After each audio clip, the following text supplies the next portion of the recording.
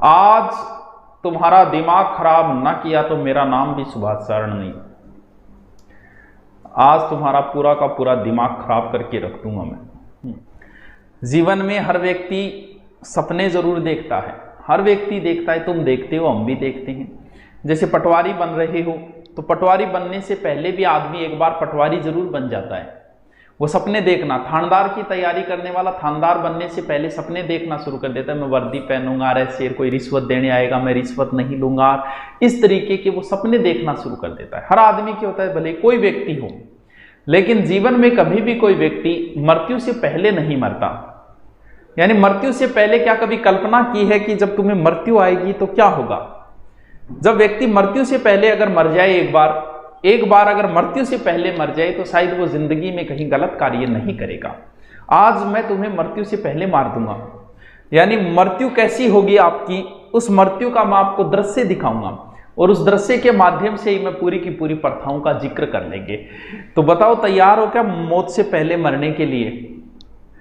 इजाजत दो मुझे कि हाँ सर, हम मृत्यु से पहले आज मरने के लिए भी तैयार हैं। शुरू करते हैं। मान लो कि आप जा रहे हो, जाते जाते आपको हार्ट अटैक आ जाए, आप अपने पे लेके आपको मार रहा हूं, आपको मृत्यु से पहले मृत्यु के दृश्य करवा रहा हूं। मान लो आप चलते चलते आपको हार्ट अटैक आया, आपकी मृत्यु हो गई। मान लीजिए कि आपके पेट में दर्द उठा, आंत फट गई और आपकी मृत्यु हो गई। समुद्र के किनारे अच्छा दृश्य देखने के लिए गए हो और वहां पर सांप ने डस लिया और आपकी मृत्यु हो गई। किसी भी वजह से हो, मृत्यु का हमेशा कोई ना कोई बहाना जरूर होता है। तभी तो कहते हैं कि मौत बहाने बिना मौत को दिए। और अब आपकी मृत्यु हो चुकी है। मृत्यु होते ही सबसे पहले घर पे लाया जाता है। घर पे लाते ही वही अपने रिश्तेदार, परिवार वाले सब रोआ कूका मचा रहे हैं और बीच में आपको सुला दिया जाता है। उस समय कुछ लोग तैयारियों के लग जाते हैं और वो तैयारी किसकी चल रही है? वो अर्थी बनाने की अब तैयारियां चल रही हैं। इसमें भी परफेक्ट मैन होते हैं कुछ लोगों को अर्थी बनाने में। 4 बांस लावा, या बांस लो करो, इन्ने बिन्ने बांस लो करो और बढ़िया तरीकों उनके अर्थी तैयार हो रही है। और आपको अब नहलाया जा रहा है। इस शरीर का, जिसकी शरीर की इतनी सेवा की, जिस शरीर पे कभी फेरन लवली लगाया, कभी कुछ लगाया, कभी, आज उस शरीर को कोई और ही नहला रहा है। नहलाने के बाद तौलिए से पूछा या नहीं पूछा, इस चीज का अब कोई महत्व नहीं रहा है। अब आपको नए कपड़े पहना दिए गए हैं, पुराने कपड़े पहना दिए गए हैं और अब इसके बाद में आपको अर्थी के ऊपर ले जाया गया है। जैसे ही अर्थी के ऊपर लाते हैं तो वहां भी बांधा जाता है। हो सकता है आपकी गर्दन के चारों ओर रस्सियों से बांधा जाए, पैर बांधा जाए कि कहीं मुर्दा गिर न जाए। मृत्यु के बाद में सिर्फ मुर्दा बचता है, डेड बॉडी बचती है। ना कोई पटवारी है अब, ना कोई थानेदार है अब, ना ही कोई अध्यापक जी है, ना ही कोई एमएलए है। अब कोई नहीं बोलता कि घर के बीच में पटवारी जी सुतिया है, ना, अब डेड बॉडी है। और लोग बड़ी जल्दी लगाते हैं उस समय, चलो भाई जल्दी करो जल्दी करो। किस चीज की जल्दी लगी है पता नहीं उन लोगों को। जाना सबको यही है एक दिन। उसकी धाक सैकड़ों में थी, उसकी धाक सैकड़ों में थी, गिनती उसकी शहर के बड़ों बड़ों में थी। दफन 6 फुट के गड्ढे में कर दिया, जबकि जमीन तो उसके नाम एकड़ों में थी। तो अब अर्थी के ऊपर ले जाया गया है। चारों ओर माहौल, लोगों को बुलाया जा रहा है। ये जो बुलाने की प्रोसेस होती है, इसे पानीवाड़ा कहा जाता है। पानीवाड़ा यानी लोगों को सूचना दी जाती है, फोन की घंटियां बज रही है, इधर उधर लोगों को बुलाया जा रहा है। कुछ लोग खाना पूर्ति करने के लिए आए हैं, क्योंकि समाज में रहते हैं तो आना भी जरूरी होता है। कुछ लोग बड़ी जल्दबाजी में आए हैं, यहाँ भी घड़ी में समय देख रहे हैं, जल्दी करो। किसी को ऑफिस जाना है, किसी को कोचिंग में जाके 8 बजे क्लास लेनी है, किसी को कुछ करना है। सबको जल्दी लगी है कि भी मुर्दा रात को मरा था, बैक्टीरिया फैल जाएंगे, जल्दी करो जल्दी करो। जिस घर के लिए आदमी भागा है उस घर में अब उसको थोड़े समय के लिए भी रुकने नहीं दिया जा रहा है कि जल्दी करो जल्दी करो। तो अर्थी सज गई है।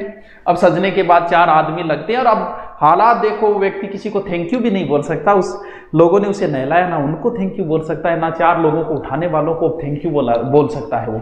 जैसे ही अर्थी उड़ी उस समय एक अलग माहौल होता है।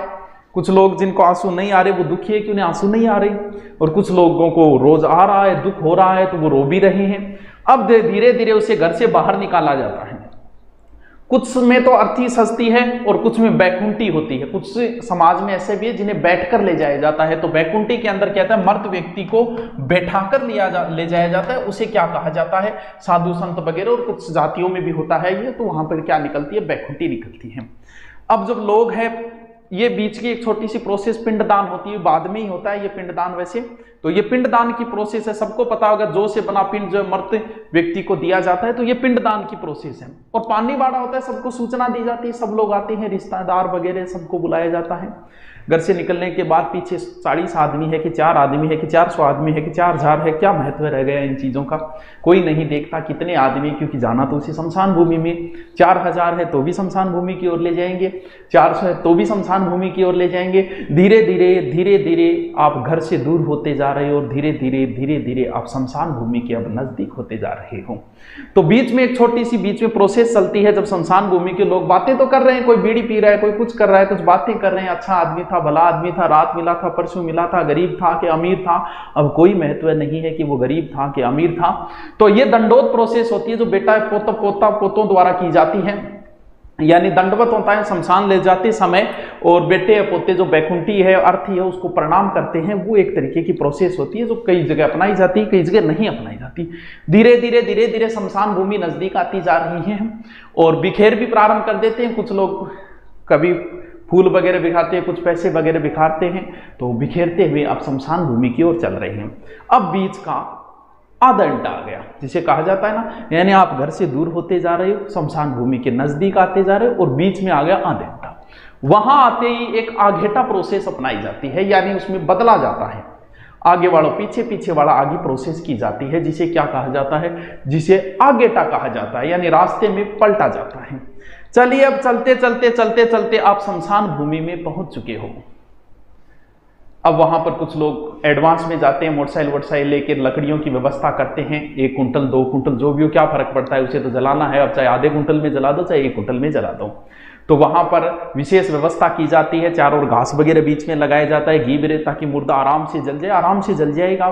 अब वहां से आपको अर्थी से उठा के और अब आपको रख दिया जाता है किसके ऊपर, अब जो जिसमें आपको जलाया जाएगा उन लकड़ियों के। यहां भी बहुत सारे ज्ञानी लोग होते हैं, अपनी नेतागिरी नहीं छोड़ते, ऐसे करो ऐसे जलेगा, ये लकड़ी इधर लगाओ और ये लकड़ी इधर लगाओ और ये घास लगाओ, और वहां भी कुछ लोग नेतागिरी। शमशान भूमि से 20% तो वहीं से निकल जाते हैं, क्योंकि उन्होंने अपनी प्रोसेस पूरी कर दी, आपको शमशान भूमि तक पहुंचा दिया है। कुछ लोगों की बड़ी जल्दी रहती है, ऑफिस जाने की जल्दी है, कोचिंग जाने की जल्दी है, तो वो लोग वहां से, कुछ लोग तो वहां से ट्रक लेते हैं कि बोलो अपनी प्रोसेस पूरी हो गई, हमने तो उसको स्वर्ग में पहुंचा दिया, शमशान भूमि तक। अब फिर कोई एक व्यक्ति, आपका बेटा या पोता जो भी है, वो लांपा लगाएगा, इसे क्या बोलते हैं, अग्नि देना। वो जो भी बोलेगा, दादोजी अग्नि आ रही है, पिताजी अग्नि आ रही है, क्या फर्क पड़ता है, अब दादोजी पिताजी नहीं सुन रहे हैं, उन्हें अग्नि आ रही है। और अब जैसे ही अग्नि धू धू करके अग्नि जलना प्रारंभ हुई है, और जैसे ही आपको अग्नि जलना प्रारंभ होती है, वैसे ही धीरे धीरे ये शरीर काला पड़ता जाता है, धीरे धीरे मांस के चिथड़े नीचे गिरने प्रारंभ हो जाते हैं। वहां पर शमशान भूमि, और जो आपको अग्नि देने वाले वो आग की तपन से धीरे धीरे दूर हो रहे हैं। वहां शमशान में कुछ लोग अलग अलग बैठ गए, कोई बीड़ी पी रहा है, कोई कुछ कर रहा है, कोई बातें कर रहा है।